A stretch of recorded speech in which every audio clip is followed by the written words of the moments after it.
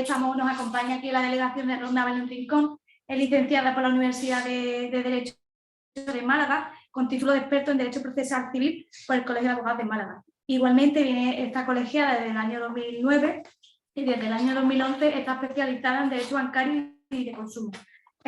Es autora de artículos y entrada en páginas web especializadas sobre productos bancarios y derechos de consumo, usura, bonos, preferentes, cláusulas suelo. Ha intervenido como ponente en varias jornadas organizadas por el Colegio de Abogados de Málaga y de Córdoba. De hecho, la última vez que pudimos verla fue en el Congreso de la Abogacía de Málaga. Y en la actualidad desarrolla su labor en su despacho propio y colabora externa en la Asociación de Consumidores como AUSUFI y es miembro fundador de la red ABAFI, que es abogado y economista, red que engloba a nivel nacional diversos despachos especializados en productos bancarios. Y sin más, agradecer a Belén que haya colaborado con nosotros y su disponibilidad, y le damos paso. Pues muchas gracias, Rocío. Muchas gracias a todos vosotros. La verdad es que hoy nos hemos levantado en un día un poquillo lluvioso, parece que ha escampado, pero agradeceros la presencia. Por supuesto, también agradecer al colegio que haya pensado en mí. Al fin y al cabo, yo no es que sepa más en esta materia que ninguno de vosotros, simplemente por estadística he podido llevar más asuntos, con lo cual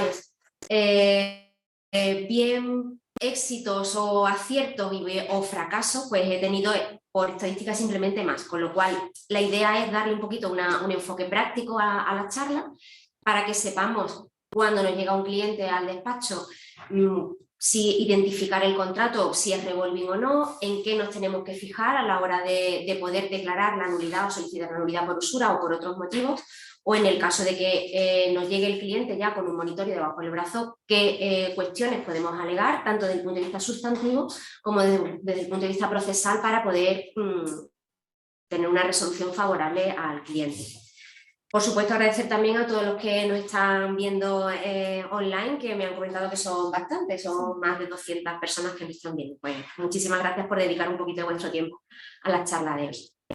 Bueno, pues como os digo, la idea es darle un enfoque eminentemente práctico. Inicialmente, cuando hablamos Rocío y yo, pensamos eso, la utilidad de la charla y no dar meramente una jornada demasiado teórica. A pesar de eso, entiendo que para poder contextualizar un poquito la materia de la que hablamos, sí que tenemos que hablar un poquito previamente de lo que es un contrato revolving, de la regulación del contrato de revolving, de lo que son las cláusulas abusivas, de su regulación, para después entrar un poco en materia sobre los aspectos sustantivos y procesales. El contrato revolving viene regulado en el Banco de España, regulado no, mejor dicho, definido por el Banco de España como un contrato por el cual, un préstamo, un crédito por el cual al cliente no se le sabe a priori la cantidad que se le concede, sino que se define por una cantidad máxima.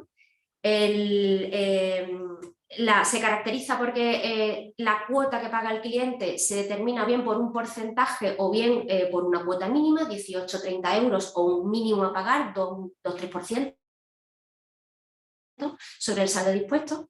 Y la característica principal es que se renueva constantemente, es decir, el saldo del crédito disminuye con lo que el cliente va pagando, pero se incrementa con lo que el cliente vuelve a disponer, obviamente, pero también con los intereses, comisiones, de manera que el saldo constantemente va cambiando. Este contrato revolving ha existido prácticamente desde siempre, pero la regulación expresa la tenemos desde el año pasado, desde el año 2021. Antes del año 2021, pues existían la ley de contratos de créditos al consumo del año 95 y la del año 2011, que exigían básicamente pues, que el contrato se formalizase por escrito, que constase en la TAE, que se estableciese más o menos el número de plazos en el que el cliente va a poder devolver esas cantidades, y a partir del año 2011 que se introduce la obligación de entregar al cliente lo que se llama la información normalizada europea, es decir, un pequeño formulario en el cual se le resuma al cliente las condiciones básicas. Esta información normalizada europea básicamente era cumplía la exigencia de transparencia, que el cliente supiera con un ejemplo sencillo cuál va a ser la operativa del contrato y así poder comparar. ¿Qué ocurría en la práctica? En la práctica ocurría que esta información normalizada europea se metía pues, en la página 12 y 13 de un contrato de 20 el cliente las firmaba todas, con lo cual la transparencia, los efectos de que el cliente conociera lo que estaba contratando, en la práctica no se llevaba a cabo. Los clientes contrataban, les llegaban las tarjetas a su casa, empezaban a usarlas, al cabo de los 5 o 10 años se daban cuenta del embolado en el que se habían metido y empezaban a demandar. Al empezar a demandar, que veremos posteriormente, se han dictado una serie de sentencias sobre el crédito revolving, el legislador dijo, a esto tenemos que ponerle un poquito más de claridad.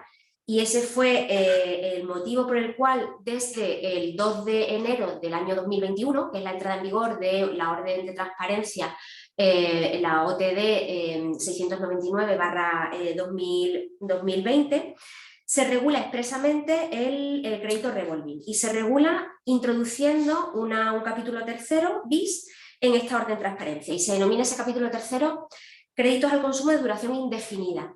Ya el título da un poco de susto, y duración indefinida, un préstamo que te va a durar para siempre, pues prácticamente ya a mí me empiezan a entrar los picos. Pero bueno, empieza en esta orden de transparencia, se regula, o el objetivo básicamente es, por un lado, mejorar la solvencia, es decir, evitar lo que había ocurrido hasta ese momento, que se estableciesen cuotas muy pequeñas que hiciesen que la amortización se prolongase mucho en el tiempo, y mejorar la información al cliente, información en 3 momentos: antes de la contratación, durante la vida del préstamo y siempre a petición del cliente, que son lo que se denomina la información previa, continuada y la información adicional. El primer requisito, ¿cómo se mejora la solvencia del cliente? En el artículo 18 viene a establecer que ya no se puede establecer una cuota mínima o un porcentaje mínimo. Hay que establecer una cuota que permita al cliente que en un año pueda amortizar el 25% de la cantidad que ha dispuesto. O lo que es lo mismo, que en 4 años la tarjeta esté saldada. Con eso se evita, como digo, tarjetas que tienen un plazo de duración o de amortización, mejor dicho, de 10, 15 o 20 años, que era lo que había ocurrido hasta ahora. Transparencia en cuanto a la información al cliente, como digo, 3 momentos. Antes del contrato, esa información normalizada europea de la que nos hablaba la Ley de Transparencia del año 2011, se regula de nuevo en el artículo 33 ter de esta orden de transparencia y exige que conste si se prevé o no la capitalización de intereses, si se prevé o no la posibilidad de que el cliente modifique las cuotas para poder pagar más y por lo tanto tardar menos en amortizar la tarjeta, que contenga un ejemplo representativo y, en el caso de que se comercialicen estos contratos en un lugar público, todos hemos visto en el stand a la salida del Eroski, en las gasolineras, pues necesita el cliente un asesoramiento, una asistencia personalizada. Segundo momento, la información periódica. Cada 3 meses la entidad bancaria debe informar al cliente en qué punto está. En concreto, se debe informar sobre la cantidad dispuesta, el tipo de interés, la cuota de amortización y la fecha en la que va a terminar. Os pongo ahí un ejemplo de la información normalizada, de la información periódica que ofrece, por ejemplo, Cofidis, en la que se le pone al cliente un ejemplo de cuál es la cuota que está pagando, cuánto tendría que incrementar su cuota para terminar de pagar en un año y, en el caso de que incrementase la cuota en un 20%, en un 50% o en un 100%, al final el tiempo que se ahorraría. Con eso, como digo, se persigue incrementar la transparencia y que el cliente comprenda la carga económica de lo que está contratando. El tercer momento de la transparencia es la información adicional a petición del cliente. Esto se contiene en el artículo 33 sexies de esta orden de transparencia. Este artículo es importante y lo vamos a utilizar mucho, como veremos posteriormente, cuando le vayamos a pedir documentación al banco.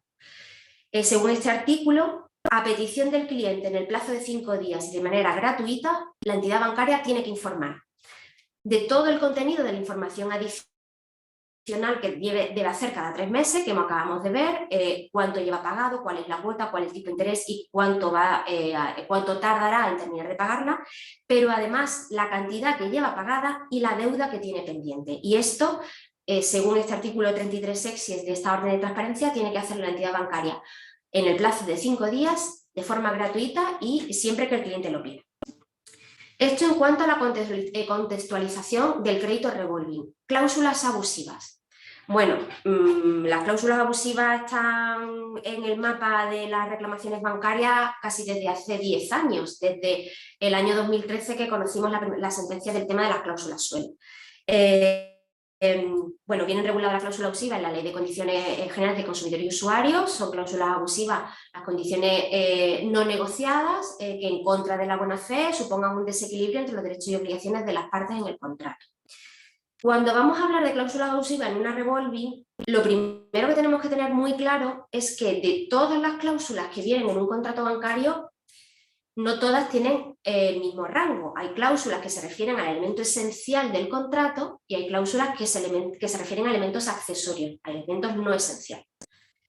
La abusividad, la cláusula abusiva, no se puede referir automática y directamente a una cláusula que define el objeto esencial del contrato. El objeto esencial del contrato es el precio, al fin y al cabo.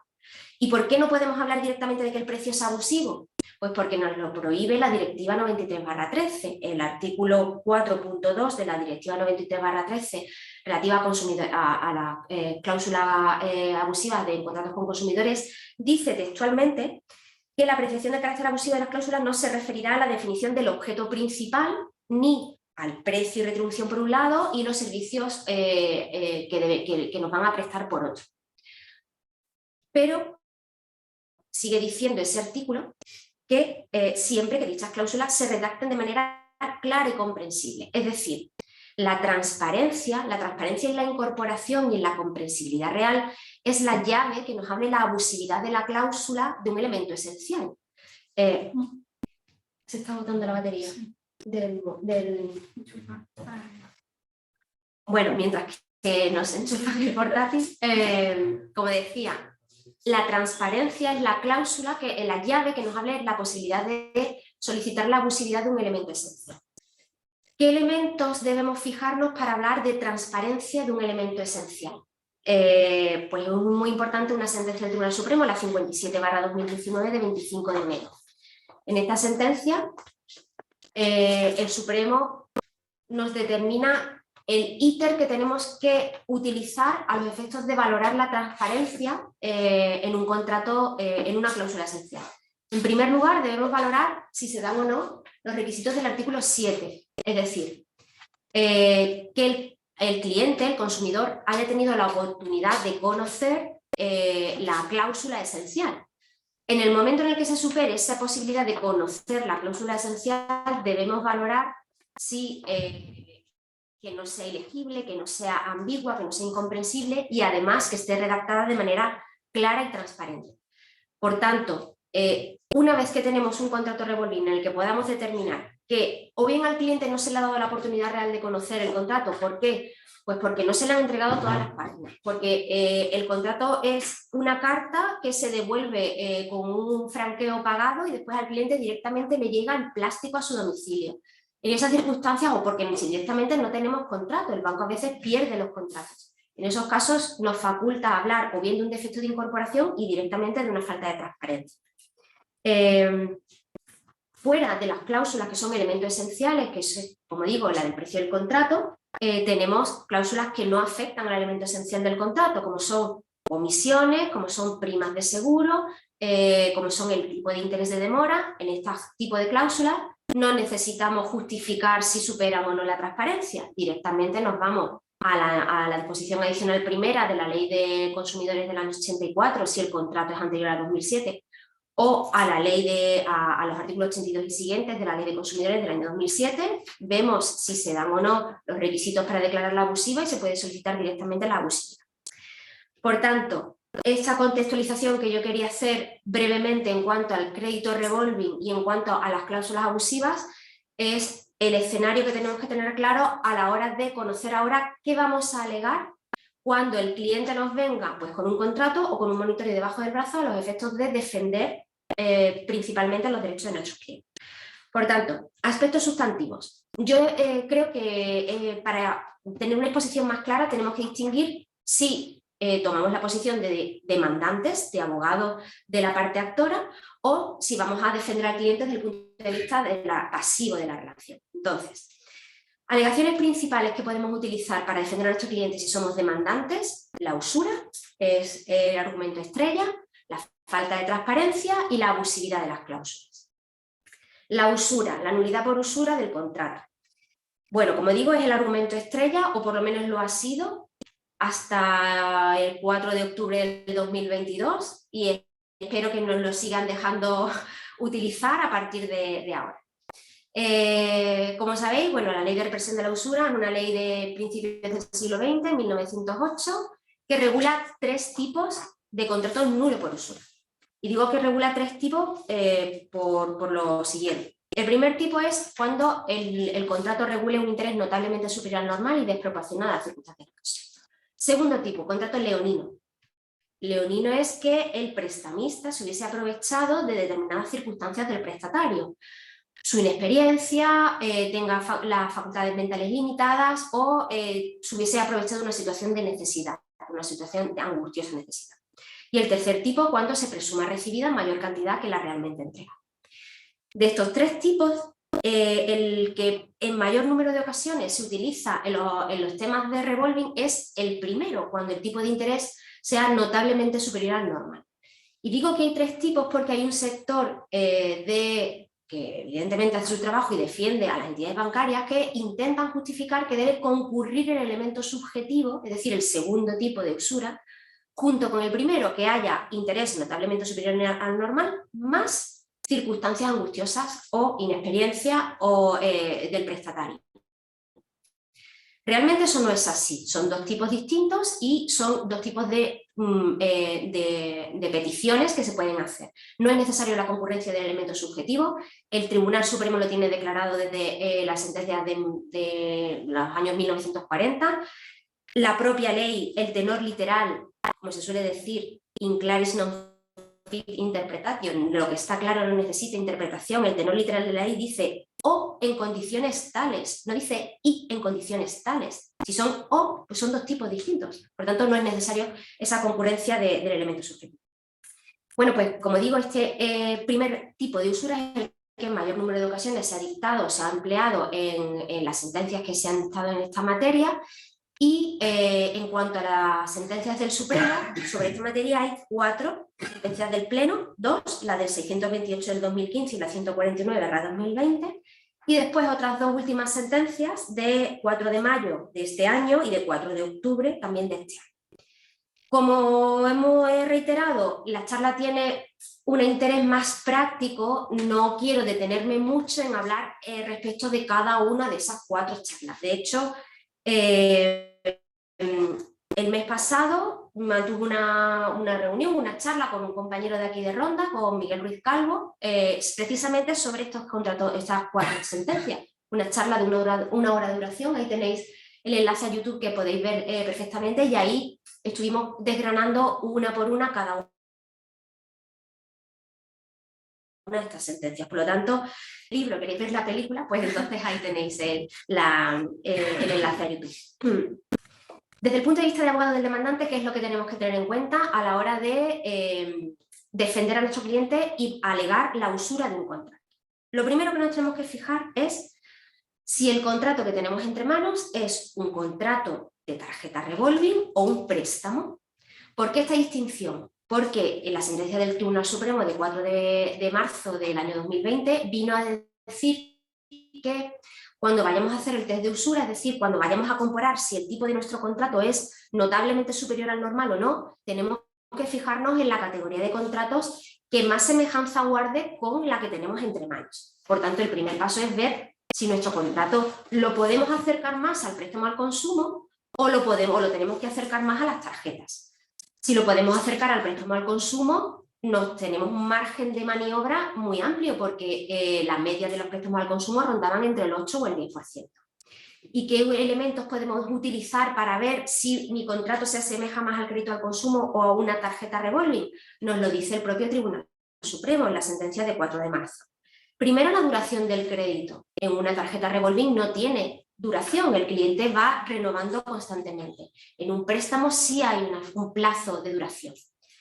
el importe en una revolving, el cliente va haciendo uso de ella y no se sabe a priori el importe. En un préstamo, si hay preconcedido 3.000 euros, tiene preconcedido 5.000 euros, sí podemos saber a priori la cantidad que se concede al cliente. Por la finalidad, las tarjetas simplemente suponen medios de pago en comercios o también pues, retiradas de efectivo en cajero.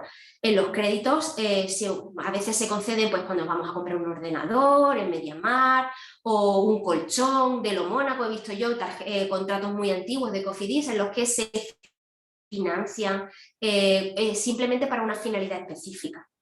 Los medios a través de los cuales se puede disponer. Que duda cabe que hay una diferencia importante entre usar una tarjeta como medio de pago o llamar por teléfono a nuestro prestamista para que nos ingrese en la entidad, en nuestra cuenta una determinada cantidad. Todas esas son circunstancias que hacen que podamos acercar nuestro contrato más a un préstamo que a un crédito. Con lo cual, el siguiente elemento que tenemos que tener en cuenta es qué tipo de interés viene, la TAE. En los contratos suele venir dos tipos de interés, el tipo de interés nominal, el TIN, y la tasa anual equivalente, la TAE. Tenemos que fijarnos en la TAE. ¿Y por qué? Pues porque el Supremo, en su sentencia de 25 de noviembre del año 2015, vino a decir que si lo que dice la ley de usura es que el interés debe ser notablemente superior al normal, y el Código de Comercio define interés como toda retribución en favor del prestamista, toda retribución debe ser todo lo que el prestamista cobre, incluido las comisiones. Por tanto, nos tenemos que fijar en la TAE, que es el tipo de interés en el que se incluyen también una serie de comisiones. El siguiente paso pues, sería hacer lo que se llama el test de usura. El test de usura necesita dos elementos. Primero, ver cuál es el tipo normal con el que comparar. Y después ver si esa elevación sobre el tipo normal es notablemente superior.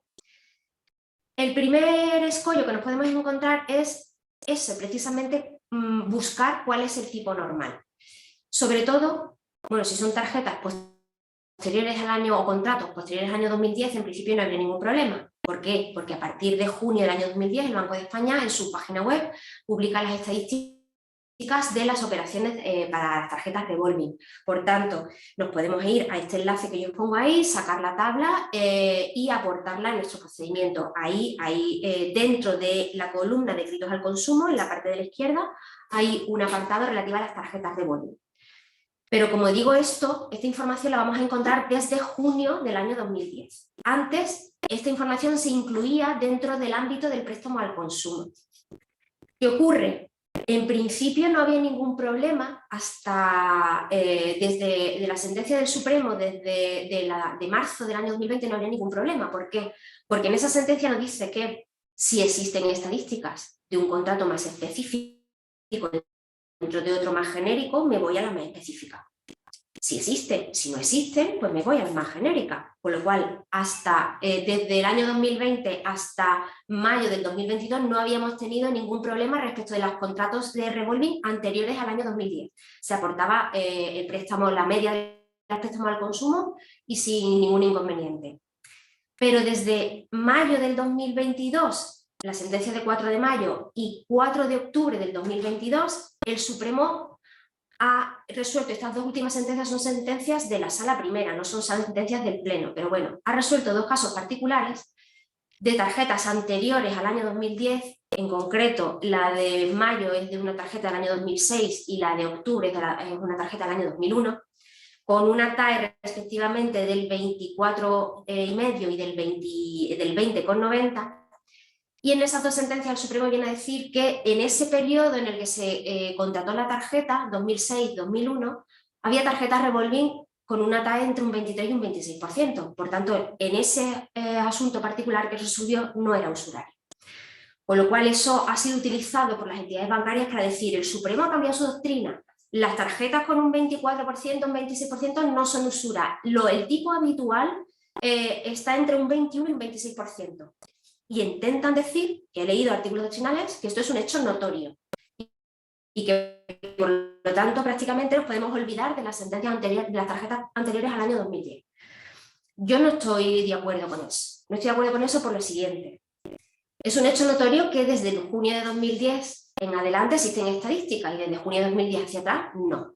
Es un hecho notorio que había tarjetas revolving antes del año 2010. Pero lo que no es un hecho notorio es que el tipo normal o habitual antes del 2010 fuese del 21 al 26. Podría haberlas y podrían ser residuales porque de 80 tarjetas, 10 tuvieran esos tipos, pero no podemos considerar que ese tipo residual es el habitual o el normal. Por lo tanto, no podemos darnos por vencidos y considerar que esto es un hecho notorio. Se puede rebatir y ahora vamos a ver cómo lo rebatimos. ¿Cómo lo rebatimos? Primero, como decía antes, si desde marzo del 2020 hasta mayo de este año no ha habido ningún problema porque el Supremo nos ha dicho que sí existen estadísticas, acudamos a las estadísticas específicas y si no existen nos vamos a la genérica, sigamos aportando nuestras estadísticas genéricas. La Audiencia Provincial de Madrid, por ejemplo, en una sentencia que pongo ahí, la 586 del 2022, del 18 de julio,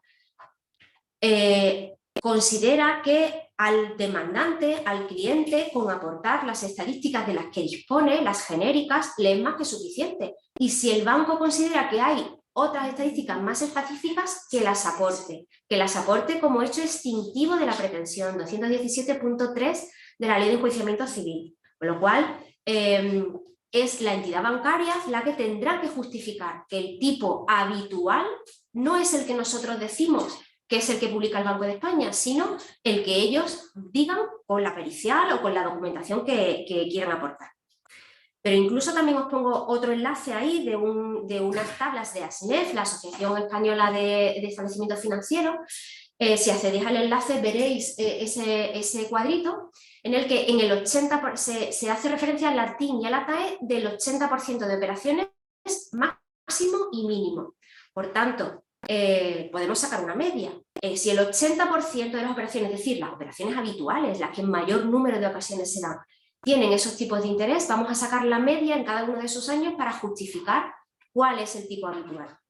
Incluso hay una sentencia de la Audiencia Provincial de Barcelona, la 178/2020 de 22 de junio, la que desmiente el hecho notorio. Desmiente el hecho notorio para el año 2003. En esa sentencia nos viene a decir, estudia la información que se le presenta de la OCU y estudia 18 tarjetas. Y en esa sentencia la Audiencia Provincial de Barcelona nos dice, pues sí, mire usted, hay tarjetas con un 12%, hay tarjetas con un 25%, pero de las 18 operaciones que yo he estudiado, que usted me ha presentado en este procedimiento, si saco la media está en un 20,94.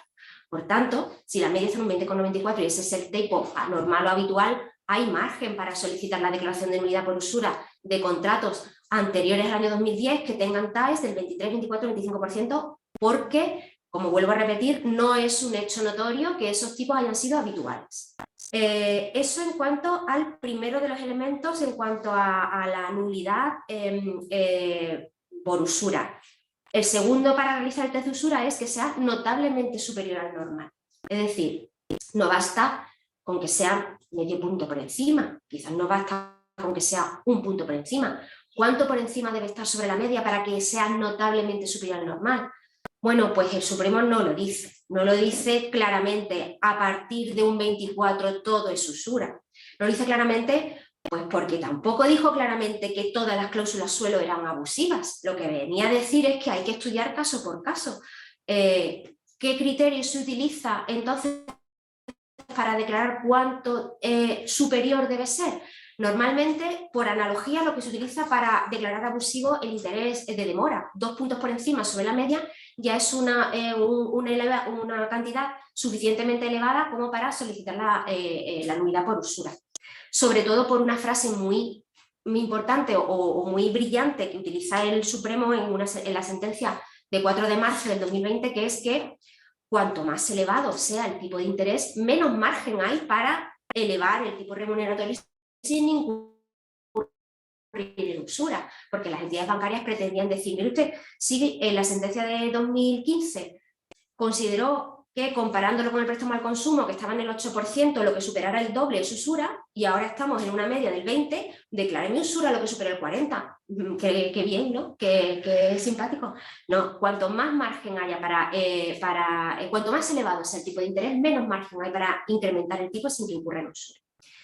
Y una reflexión que yo quiero hacer. Todo esto es enfocado a la usura tipo 1. como la diabetes, usura tipo 1, que es que el tipo de interés sea notablemente superior al normal. ¿Qué ocurre con la usura tipo 2? Es decir, el préstamo leonino.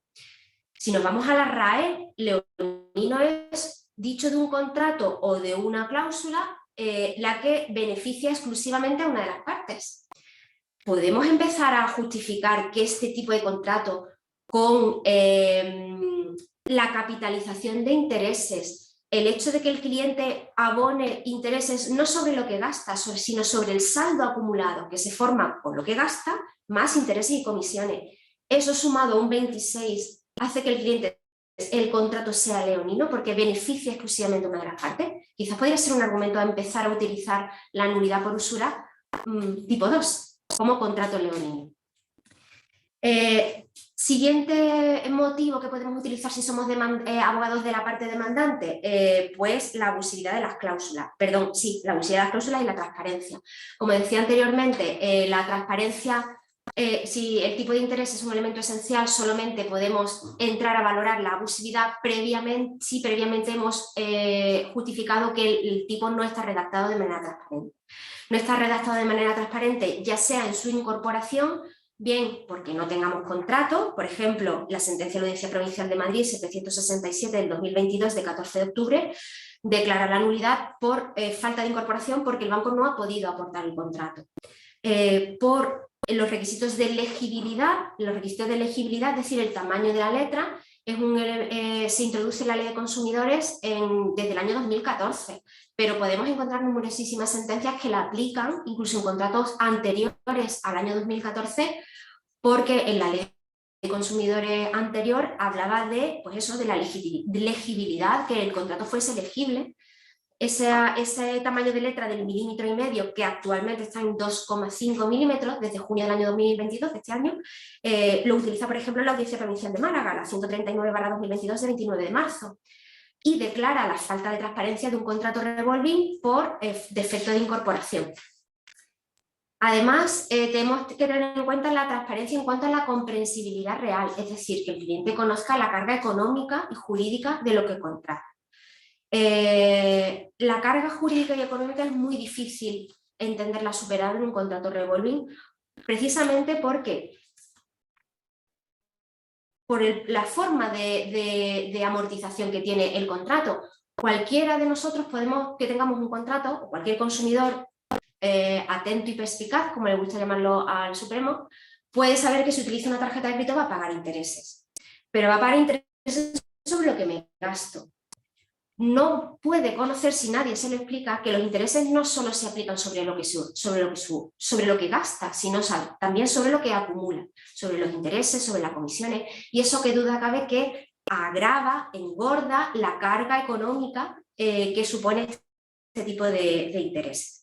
De hecho, hay una sentencia reciente, la sentencia de Audiencia Provincial de Gijón, la 408/2022 de 7 de octubre, que declara la falta de transparencia en cuanto a la comprensibilidad real de un contrato revolving, porque el cliente es imposible que con la redacción de las cláusulas conozca la carga jurídica y económica de lo que supone este tipo de contrato.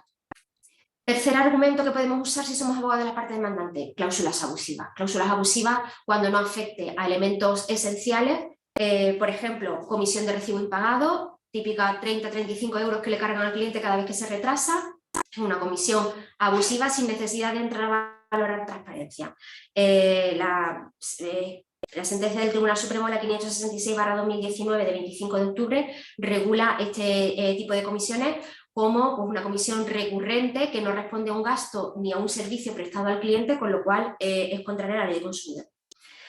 La cláusula relativa al seguro de pagos protegidos. Muchas veces vamos a ver un contratito en el que simplemente porque ya esté marcado un recuadro en el que se dice sí, deseo adherirme a las condiciones del seguro, ya entienden que un seguro de pagos protegidos está contratado, pero eso, para que realmente el seguro esté contratado es necesario que se le entreguen al cliente las condiciones por escrito, que sepa el cliente cuáles son esas condiciones, las coberturas, la prima, el periodo, el momento en el que entra en vigor el seguro, y eso pues no se cubre simplemente con un tip de haber rellenado, que a veces ni siquiera está marcado y se cobra automáticamente al cliente, por tanto estas cláusulas serían contraria a la Ley de Consumidores, artículo 89.4 y punto 5, y por tanto serían abusivas. Igualmente, la comisión de exceso de límite. La comisión de exceso de límite se le carga al cliente cuando del límite total concedido por el efecto de capitalización se sobrepasa. Aquí se produce un doble pago porque si me paso del límite por la propia sistema de capitalización y ya me estás cobrando intereses por lo que estoy utilizando, no me cobre usted adicionalmente una comisión porque supone un doble cargo. La cláusula 365-360, que la conocemos respecto de los contratos de préstamo hipotecario, pero los contratos revolving también están. Si nos vamos a la letra pequeña, vamos a ver que en el sistema de amortización nos van a cobrar intereses calculados sobre los días naturales, 365, pero dividido entre el año comercial, 360. Este sistema de amortización también ha sido declarado abusivo por el Tribunal Supremo en sentencia 360, precisamente, /2021 de 25 de mayo. Con lo cual, si somos abogados demandantes, ya sabemos que podemos alegar nulidad del contrato, falta de transparencia, nulidad de cláusula abusiva. Si somos abogados de la parte demandada, pues todo eso, por supuesto, lo podemos alegar también, pero podemos alegar otras excepciones de fondo que nos pueden servir para que le desestimen las demandas al fondo buitre. Digo fondo buitre porque normalmente suelen ser las entidades, los fondos los que después de un contrato de cesión de crédito reclaman a los clientes. ¿Cuáles son los argumentos? Pues la falta de acreditación de la deuda.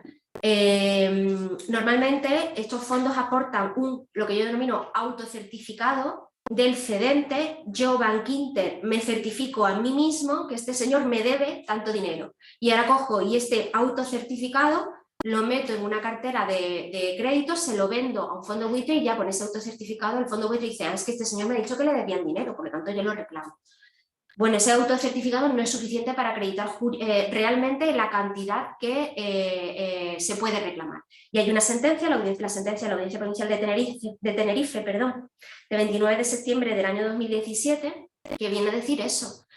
Al demandante le corresponde, conforme al 217, la carga de acreditar los hechos constitutivos de su pretensión. Y los hechos constitutivos de su pretensión es determinar lo que se debe teniendo en cuenta lo que el cliente ha gastado, lo que el cliente ha pagado, cuáles son las comisiones, con lo cual el autocertificado no sirve, hay que justificar y hay que aportar adicionalmente pues el conjunto de extractos, un cuadro de amortización del que podamos ver que realmente esa deuda deriva de ahí.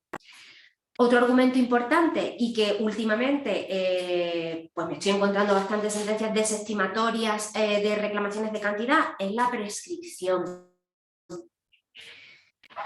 Estos contratos pues son bastante antiguos, a veces se dejan de pagar por determinadas circunstancias y lo que hace el banco es ir acumulando impagos. La cuota de marzo, abril, mayo, junio se van acumulando. Llega un volumen de impagos, se da por vencido, se mete en un paquete y se vende al fondo buitre. ¿Qué hace el fondo buitre? Emite una carta diciendo en tal fecha celebramos un contrato de cesión de créditos ante este notario, a partir de ahora usted me tiene que pagar a mí. Esa carta nunca llega a los clientes, porque son cartas que a veces ni se envían, o se envían por correo ordinario o se pierden. Cuando al cliente le llega la reclamación de cantidad, la primera noticia que tiene es el monitorio, la demanda. Y si nos vamos a ver cuando aportan la tabla, vemos que a lo mejor el impago se ha producido hace más de 5 años y nos están reclamando ahora. Pues entonces podemos hablar de la prescripción de la reclamación de cantidad. ¿Cuándo es el día a partir del cual debemos contar los 5 años? El fondo buitre nos va a decir, no, mire usted, yo le reclamé en 2018, 2020, la acción está interrumpida. Primero, que esa carta no ha llegado al cliente. Y segundo, si el impago se retrotrae a más de 5 años, desde el momento en el que exista impago, se puede reclamar. En el momento en el que se pueda reclamar, se puede ejercitar la acción. En el momento en el que se puede ejercitar la acción, empieza a contar el plazo de prescripción. Por tanto, si el incumplimiento se produjo hace más de 5 años, la acción estaría prescrita conforme al 1964.2. De hecho, hay una sentencia importante, la sentencia de la Audiencia Provincial de Salamanca, 1/2018 de 10 de enero, que viene a decir expresamente eso. El dies ad quo del momento de la prescripción es el momento en el que dejó de abonarse el préstamo. Porque si se dejó de abonar y se puede ejercitar, la acción empieza a correr el plazo de prescripción. No podemos dejar en manos de una de las partes, de uno de los contratos, que por mera pasividad o por voluntad el plazo de prescripción no haya empezado a correr, con lo cual nos debemos fijar en cuándo se produce el impago para poder hablar de la prescripción de la reclamación de cantidades. Por lo tanto, esos son aspectos sustantivos. Ahora, ¿cómo lo articulamos? Aspectos procesales. Igualmente, hay problemas que se plantean dependiendo de si somos demandantes o problemas que se plantean si somos demandados. Problemas, entre comillas, procesales que se plantean si somos demandantes. Lo primero que necesitamos para poder presentar una demanda con ciertos visos de prosperar es aportar la documentación. Igual que he dicho antes que le corresponde al actor, a la demandante, la carga de acreditar los hechos constitutivos de su pretensión. ¿Cuáles son los documentos que debemos aportar? El contrato, el extracto y acreditar cuál es el tipo normal con el que queremos que nos comparen el préstamo, el contrato que tenemos entre manos. En cuanto al contrato y los extractos, en principio, reclamándolos a la entidad bancaria, tienen obligación de entregarlo por normativa. La Ley de Transparencia del año 2008, artículo 8, establecía la obligación que tienen las entidades bancarias a petición del cliente entregarle siempre el contrato. En cuanto a los extractos o histórico de los pagos, nos van a decir, es que yo solo tengo obligación de entregarle los últimos 6 años. El Código de Comercio me dice que yo solo te puedo conservar la documentación los últimos 6 años. Bueno, el Código de Comercio es de 1885.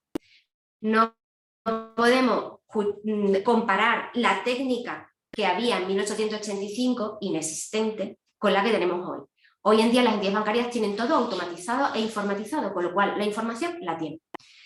En cualquier caso, ese plazo de 6 años, según reiteradas sentencias del Supremo, 12 de mayo del 2008 y 24 de marzo del año 2006, empieza a contar desde el último de los asientos contables, desde que el contrato ha finalizado, por lo tanto, si el contrato está vivo, la entidad bancaria tiene la obligación de conservar esa documentación. Pero a mayor abundamiento, el artículo que decía al principio, el 33 sexy es de la Orden de Transparencia del año 2011, que ha sido modificado para regular el crédito revolving, que era la información adicional siempre que el cliente lo pide. Es eso lo que nos tiene que aportar la entidad bancaria. En el plazo de 5 días y de forma gratuita. La información sobre lo que el cliente ha gastado, sobre lo que el cliente ha pagado y la cantidad de deuda que tiene. Con lo cual, si el banco no nos la aporta en sede de extrajudicial, cuando se lo pidamos, varias opciones. Primero, la clásica de toda la vida, diligencias preliminares. Aunque hay algunos juzgados que son reacios a admitir las diligencias preliminares por el hecho de que las diligencias preliminares son un numerus clausus y el tenor literal del 256.2, cuando habla de exhibición de la cosa, hombre, no podemos hablar de cosa en cuanto a la documentación, aunque yo he presentado diligencias preliminares y me las han admitido y se han aportado documentación.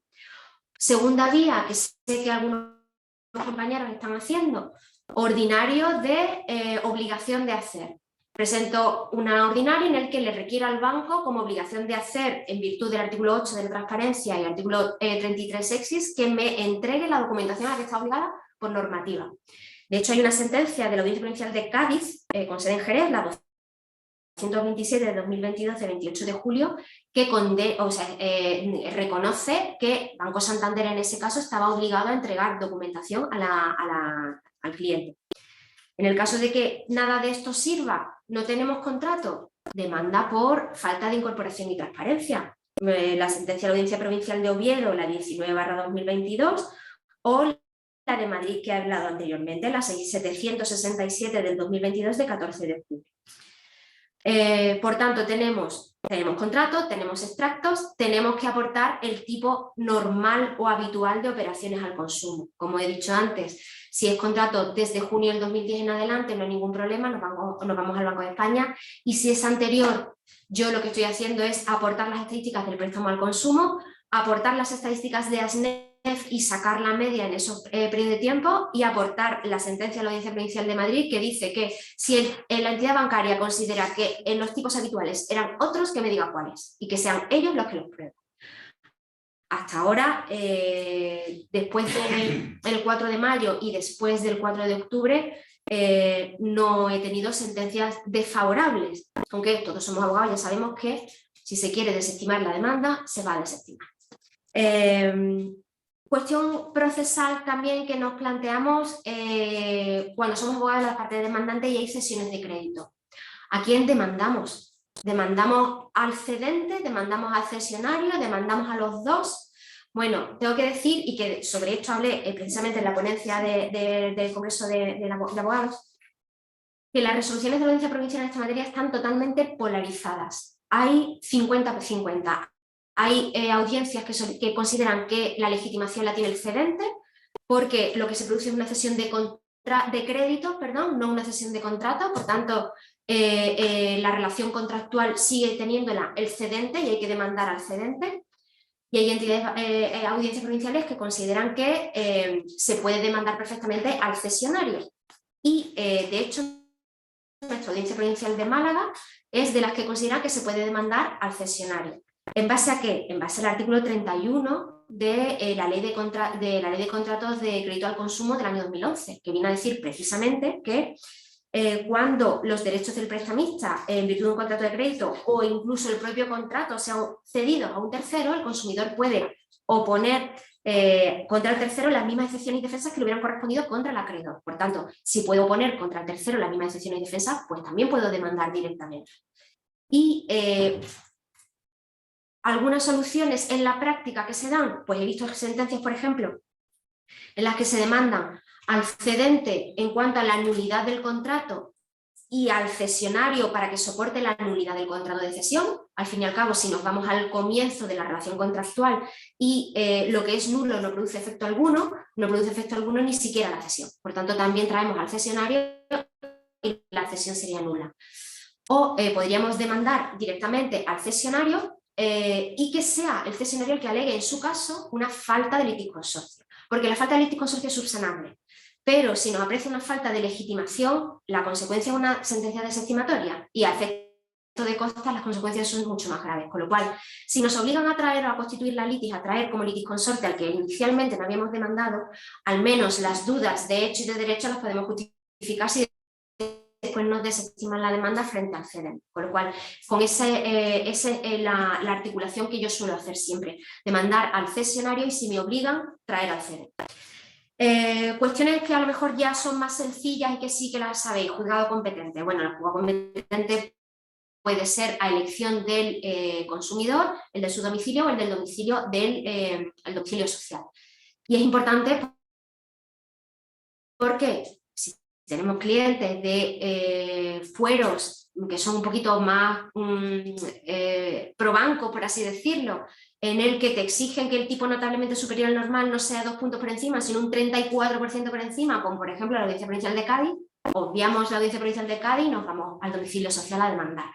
Por tanto, hay un auto del Tribunal Supremo el 9 de abril del 2019 que determina que a elección del demandante se puede presentar la demanda en el domicilio del consumidor o en el domicilio social.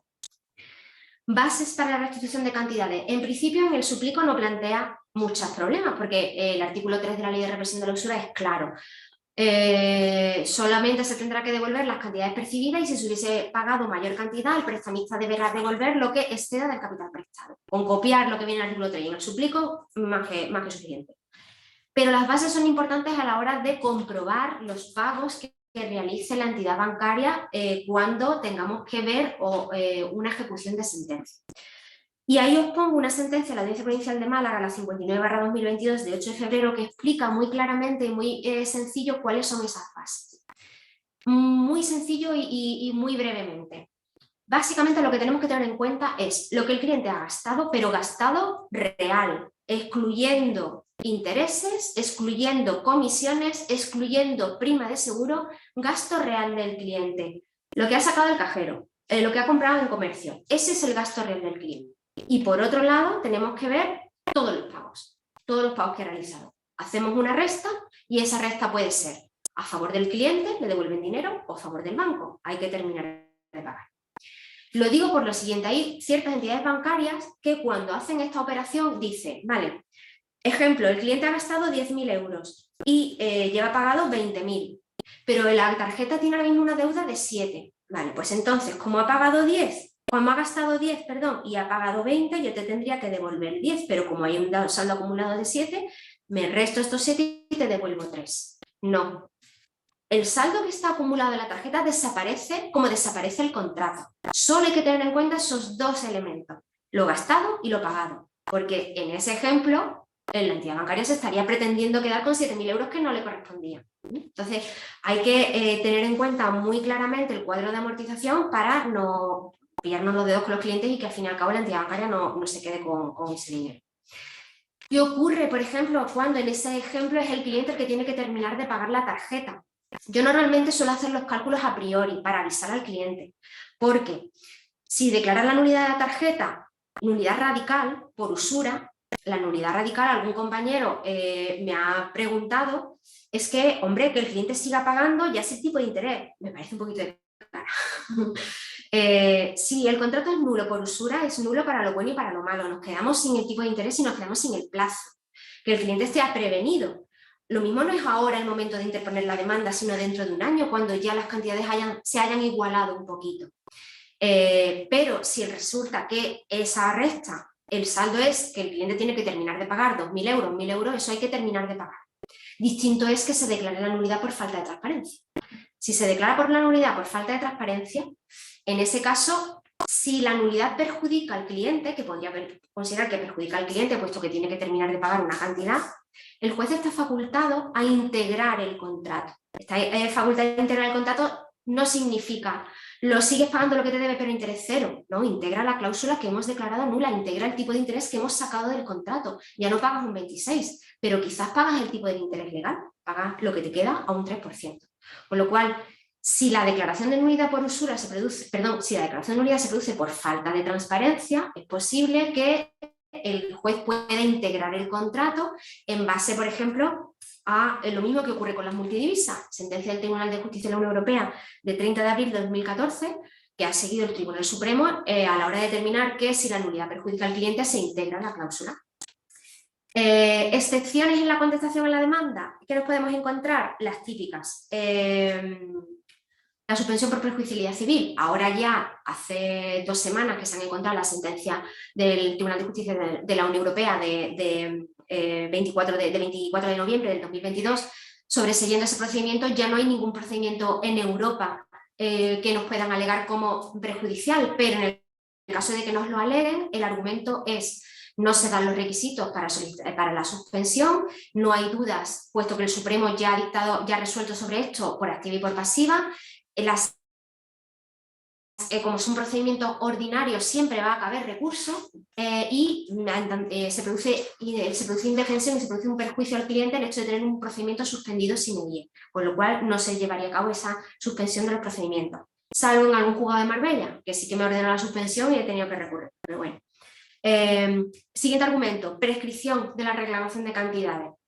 También he leído muchos artículos en los que abogados de las entidades bancarias dicen que la acción de reclamación de cantidad derivada de una revolving prescribe. A ver,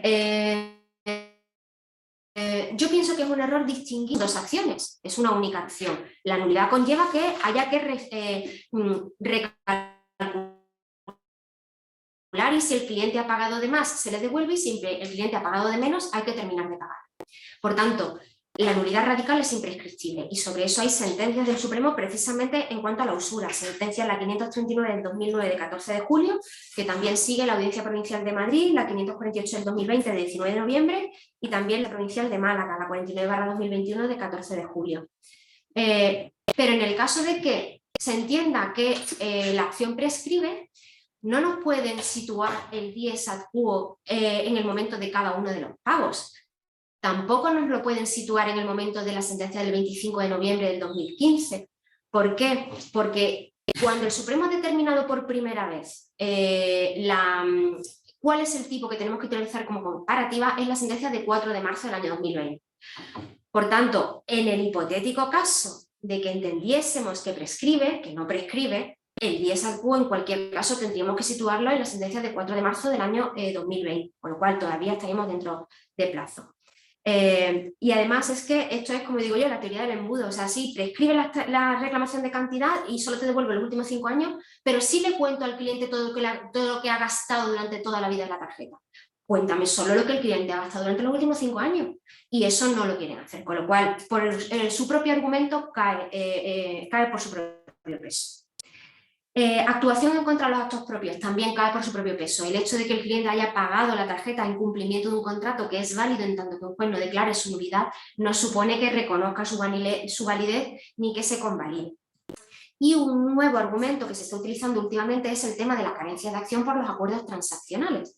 Durante la pandemia, cuando todos estamos confinados, los clientes, se acababa de dictar las sentencias de 4 años del año 2020, las entidades bancarias empezaron a llamar a los clientes, oye, vamos a firmar un acuerdo, te rebajo el tipo de interés o anulamos, ya no tienes deuda, y empezaron a firmar acuerdos por los cuales los clientes en teoría renunciaban a reclamar nada más. Bueno, cuando el cliente ya ha visto realmente lo que tenía entre manos, pues se ha decidido demandar. Lo que alegan las entidades bancarias es que existe una carencia de acción, una falta de legitimación activa, porque el cliente firmó un acuerdo. Bueno, pues estos acuerdos, primero porque es una nulidad radical, por lo tanto arrastra también la nulidad del acuerdo, son declarados nulos, por ejemplo, por la Audiencia Provincial de Gerona, la 502/2021 de 30 de diciembre, que os pongo ahí. Y si tomamos la posición de demandado, si no, el cliente nos viene con un monitorio y qué problemas procesales nos puede encontrar a la hora de defender al cliente. Bueno, primero nos podemos preguntar, ¿necesito formular reconvención para solicitar la nulidad del contrato por usura? Si solo vamos a solicitar la nulidad por usura y que se desestime la demanda, la respuesta es no, no necesitamos. La nulidad del contrato es una excepción que se puede articular vía contestación, por lo tanto no necesitamos reconvenir. Eso lo regula el artículo 408 de la Ley de Enjuiciamiento Civil. Ahora bien, si cuando hacemos cálculo resulta que el cliente ha pagado de más, en ese caso sí necesitamos reconvenir, porque ya no vamos a solicitar solamente que nos absuelvan de las pretensiones a nuestro cliente, vamos a solicitar que el contrato es nulo y que condenen al otro, por lo tanto para eso sí necesitamos formular reconvención. Siguiente problema, bueno, si es un monitorio que se convierte en ordinario, no hay problema. En la contestación al monitorio digo que voy a reconvenir, cuando se convierta en ordinario presente la demanda, yo contesto, o sea, reconvengo en mi contestación a la demanda, sin problema. Pero si se convierte en un verbal, ¿dónde formulo la reconvención en un verbal? Pues aunque sobre esto también hay discrepancia en los juzgados, yo entiendo que se puede formular la reconvención perfectamente en la oposición al monitorio, mientras que si no se le causa indefensión a la otra parte, se puede formular reconvención. Y a la otra parte no se le va a causar indefensión porque después de nuestra oposición va a impugnarla. Por lo tanto, va a poder contestar a nuestra reconvención en la impugnación. De hecho, hay un auto de la Audiencia Provincial de Alicante, la 25/2019, que reconoce la posibilidad de reconvenir en oposición a un monitorio. Siguiente problema, es que yo quiero alegar la falta de transparencia y se me va a convertir en un verbal.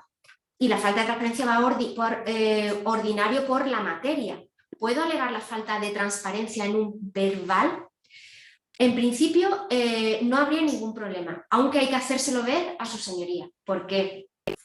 Los jueces españoles son jueces europeos y como tales están obligados a valorar la transparencia de las cláusulas de un contrato con consumidores. Y tienen la obligación de hacerlo en tanto que tengan los elementos de hecho y derecho necesarios para ello. Eso lo viene a decirle una sentencia del TJUE, que me estoy pasando de tiempo, ¿no? De 17 de mayo del año 2022.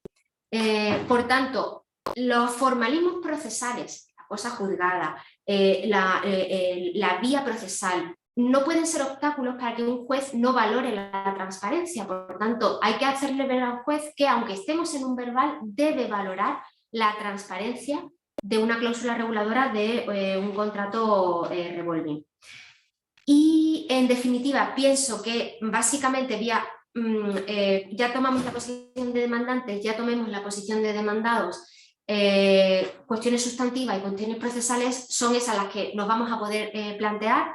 En cualquier caso, tenéis en la última página de del PowerPoint todos mis datos de contacto, algunos ya me tenéis contactados y ya me conocéis, con lo cual si se os presenta alguna cuestión, alguna duda y necesitáis comentarlo con alguien, por supuesto estoy a vuestra disposición, incluso ahora en el turno de preguntas me podéis preguntar lo que necesitéis. Y nada, muchísimas gracias por la atención.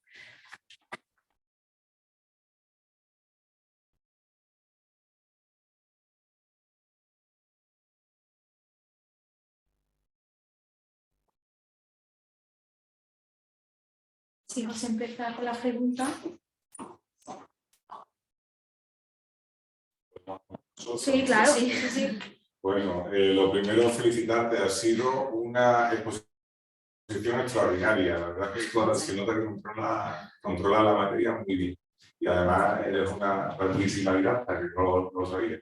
Te conocí a través de las redes sociales, pero en persona te he demostrado que conoces muy bien la materia.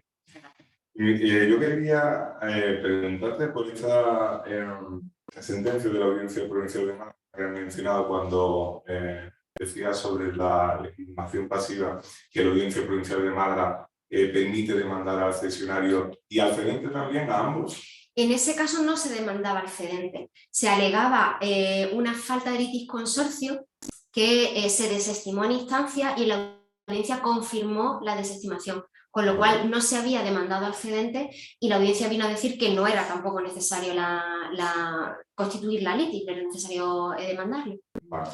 Y luego, en cuanto a la... Ya sabemos que los criterios de la Audiencia Provincial de Cádiz nos lo han puesto muy ajustado, yo creo que es la peor de toda España, ¿no? El 30% superando el tipo medio. La de Granada tenemos una diferencia de un 10%, la de Málaga no se ha pronunciado, ni siquiera jurisprudencialmente, ni se prevé tampoco que lo haga mediante acuerdo, ¿no? Yo no tengo conocimiento de que vaya a pronunciarse sobre acuerdo y entiendo... Tampoco las sentencias que me han dictado han fijado claramente el porcentaje, simplemente ha venido a decir cuando han querido declarar la nulidad por usura, la han declarado. Teniendo en cuenta este tipo de interés, es notablemente superior al normal, un tipo de esta envergadura, las mismas palabras que utiliza el Supremo, pero no fija en concreto 2 puntos porcentuales. Si tengo sentencia de jueces de instancia que utilizan ese criterio de los 2 puntos por encima del interés remuneratorio, de forma semejante a lo que ocurre con el interés de demora. Si el interés de demora es abusivo cuando supere 2 puntos el remuneratorio, aplicando eso de forma analógica a lo que es notablemente superior al normal, podemos entender que 2 puntos por encima ya es suficientemente elevado. Nada más. Muchas gracias por esta exposición. ¿Alguno más? Vale. Yo tengo alguna pregunta sobre cuando se presentan demandas en Málaga, porque en algunos casos, antes de admitir la demanda, te solicitan que cuantifique. Y hay veces pues no disponemos de datos para ello. ¿Cómo solventamos eso? Bueno, precisamente justificar la demanda, porque pueden requerirnos que cuantifiquemos porque lo que prefieren simplemente es una ejecución dineraria. Ellos no quieren una ejecución de una condena de hacer. Justificar que no tenemos datos suficientes para cuantificarlo y por lo tanto deberá diferirse simplemente con fijar las bases sería más que suficiente. Incluso a veces a mí me ha ocurrido que me han requerido para cuantificar para que diga la cantidad que se le va a devolver a mi cliente cuando en el momento de interposición de la demanda, es mi cliente el que tiene que terminar de pagar 600 euros. Entonces, no puedo decir la cantidad que le van a devolver. ¿Cuándo la voy a decir? Pues la voy a decir cuando terminemos el procedimiento y cuando la tarjeta se declare nula. Vale, luego preguntan por el chat que dice que entiende que la manera de hacer el cálculo es el abonado menor financiado, ¿no? Y que la manera tradicional, si existe alguna herramienta online que te permita el cálculo. Yo no, bueno, sé que hay algunas asociaciones que sí que poniendo una serie de datos dicen aproximadamente cuándo es el cálculo. La verdad es que yo no conozco ninguna herramienta online. Lo que yo hago prácticamente es la cuenta de la vieja. Me cojo los 200 tacos de extracto, me voy uno por uno y voy en un Excel, pago, gasto, después sumo y ya está. Vale. Luego otra compañera dice que con anterioridad a 2009, ¿dónde podemos localizar los tipos de intereses medios? Dice que tiene un contrato de 1994 y no sabe dónde localizar el tipo de interés ni medio, ni de préstamo al consumo, ni de revuelta. Y con que tener contrato se puede dar un gato a los dientes, vamos. Pues vamos a ver, le podría enviar un correo a la biblioteca del Banco de España, que es la que regula todas las memorias anuales, y solicitarle que le certifiquen o que le justifiquen cuál es el tipo de interés de ese año. De todas maneras, yo tengo que repasar, creo que el año más antiguo que puedo tener puede ser el año 95. Si después la compañera me contacta, yo le puedo dar algo mejor, el dato del 95 que yo tengo, que es el más cercano al año de su contratación. Vale, tenemos otra, dice que en relación a la reconvención en el monitorio, Recientemente se lo han desestimado por entender que no existe trámite legal para admitir una reconvención en un verbal, en el cual reclamaba los intereses pagados a los demás y la nulidad en base al artículo 438.2 de la LEC. En su segundo párrafo establece de forma literal que los demás juicios verbales, es decir, los que acaban por sentencia a efectos de cosa juzgada, se admitirá la reconvención siempre que no determine la improcedencia del juicio verbal y exista conexión entre las pretensiones de la reconvención y las que sean objeto de la demanda principal. La pregunta es que, en mi opinión, ¿no? Básicamente. Bueno, yo opino que sí cabe reconvención y sobre todo, primero por el principio de proacción y después, o sea, por darle la posibilidad a que se reclame, después por el principio de economía procesal. ¿Para qué me sirve tener una sentencia meramente declarativa de nulidad que no me permite reclamarle al cedente si después voy a tener que presentar una reclamación de cantidad al cedente? Se podría presentar en un verbal y en un monitorio sin problema, pero en esa circunstancia en la que ya se le han inadmitido, no le quedará más remedio que continuar hasta la finalización del procedimiento y cuando tenga una sentencia favorable, reclamación de cantidad. Además, lo mejor para las costas, ¿no? Porque tienes costas por los dos sitios. El problema del tema de las costas, hombre, en este caso, cuando te han impedido reclamarlo, me callo. El problema de presentar un procedimiento meramente declarativo y después una reclamación es que hay una sentencia del Supremo de hace unos días que te habla de preclusión y de cosa juzgada. Por tanto, si son acciones que puedes acumular, tienes que acumularlas. En este caso está más que justificado que le han denegado la posibilidad de hacerlo, ¿vale? Vale, luego otro compañero dice, ¿qué hacemos con los casos en que las financieras no aportan contratos a pesar de reclamarlos extrajudicialmente en varias ocasiones? En un caso reciente aporté los extractos que tenía y pedí que se requiriera al banco que aportara, pero el juzgado le reprocha que no ha aportado el contrato. La realidad es que al ser un contrato del Banco Popular, la entidad lo habría hasta perdido. Gracias. Bueno, pues en ese caso la demanda va por defecto de incorporación. Si el cliente es necesario que conozca con carácter previo a la suscripción del contrato las condiciones económicas del mismo y la carga de justificar que ha informado de esas condiciones del banco, si ni siquiera el banco aporta el contrato, hay un defecto de incorporación. Y hay dos sentencias, una de Oviedo y otra de Madrid que hemos mencionado, incluso la Audiencia Provincial de Málaga también tiene alguna de ese sentido. Vale, otra compañera dice, ¿cómo conseguimos que los fondos buitres nos paguen las costas cuando les ganamos? Pues nada, oficio al juzgado decano para que se vea cuáles son los monitorios que ha presentado y que se le embarguen los derechos de cobro. Vale, otra dice, en los extractos que me envía el banco, ¿en qué me tengo que fijar para saber de cuánto ha dispuesto mi cliente? ¿En crédito dispuesto? El crédito dispuesto es la suma de lo que el cliente ha gastado más los intereses. Sí. Si en ese extracto viene desglosado Zara, 52 euros, pues el gasto del cliente son esos 52 euros en Zara. Ya digo que es un trabajo de chino ir desglosándolo punto por punto. Si es un contrato, por ejemplo, de WeThink en la contestación a la demanda suele aportar una tabla de desglose en la que en las dos primeras columnas de la izquierda está el saldo real, o sea, el gasto real del cliente y los pagos reales del cliente. Si restamos esas dos primeras columnas de la izquierda es el resultado. Es lo que habría que fijarse. Vale, luego otra pregunta que ya me enviaron sobre los seguros vinculados a las tarjetas de crédito. En este caso hay un juzgado que lo declara nulo por accesorio, pero en otros casos no se pronuncia. Y la entidad nos devuelve el dinero. ¿Se debería de incluir en el súplico de la demanda?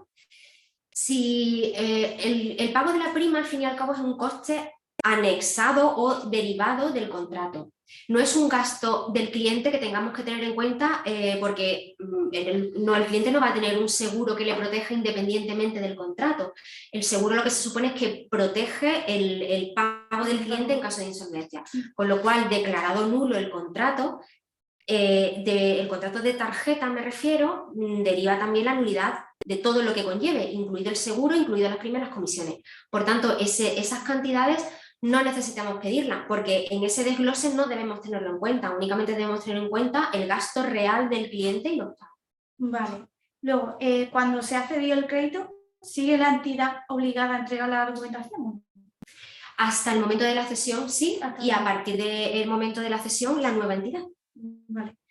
Luego, sobre los intereses legales, ¿se entiende desde que se generan desde cada pago o desde cuándo? A ver, en cuanto a los intereses legales, Hay en la sentencia del Supremo, la que llegó al 4 de marzo del año 2020, la sentencia de la Audiencia Provincial que resolvió ese recurso de casación vino a decir que la cantidad era ilíquida. Al ser una cantidad ilíquida que no se puede calcular, no genera intereses y en cualquier caso lo generaría una vez que tengamos la cantidad determinada desde la demanda o desde que tengamos la cantidad determinada. Si el contrato se anula por falta de transparencia y lo que hacen es restituir el importe de los intereses, sí hay juzgados que condenan al pago de los intereses desde la fecha de cada pago. Desde mi punto de vista, pienso que la cantidad, aunque perjudique al cliente, pero la cantidad es ilíquida, los intereses se generan desde que tengamos una cantidad ilíquida y la entidad bancaria no los abona. Vale, sobre tasación de costas, ¿cabría la opción de acción de nulidad y acción de reclamación por separado o no lo es? Depende de a quién le pregunte. Si le preguntas, por ejemplo, al colegio de Málaga, que es el que te emite los informes, te dice que sí, que se pueden minutar 2 acciones. Si le preguntas al LAS, que te va a decir que no, que es una única acción derivada y la consecuencia, con lo cual es una acción de cuantía indeterminada. Esa es otra cuestión que plantean las entidades bancarias, la determinación de la cuantía. Se puede tasar pues, un ordinario de cuantía indeterminada y 60% demanda si se allana, 85% si se celebra audiencia previa y 100% si se celebra. Vale, en aquellos casos que hay acuerdos, hay a lo mejor entidades como Caixa que devuelven los últimos 5 años, ¿no? Un acuerdo extrajudicial. ¿Cabría presentar un procedimiento para reclamar a aquellos que no se haya procedido al abono? Yo en esos casos, igual que pasaba con el tema de las cláusulas suelo, en que devolvían desde mayo de 2013 y no decían nada, yo en esos casos recomendaría acción de nulidad del contrato y reclamo todo. No una acción de reclamación de cantidad para que me devuelva lo anterior. No, la reclamación de cantidad deriva de la nulidad del contrato. Y por política comercial, el banco te puede reconocer, vale, te devuelvo los últimos 5 años, pero no te reconoce la nulidad del contrato. Con lo cual, la nulidad del contrato necesita una decisión judicial y hay que presentar demanda y reclamar todas las cantidades. Vale. Aquí dice que yo creo que ya lo hemos comentado, dice sobre la última jurisprudencia del Supremo y los contratos anteriores a 2010.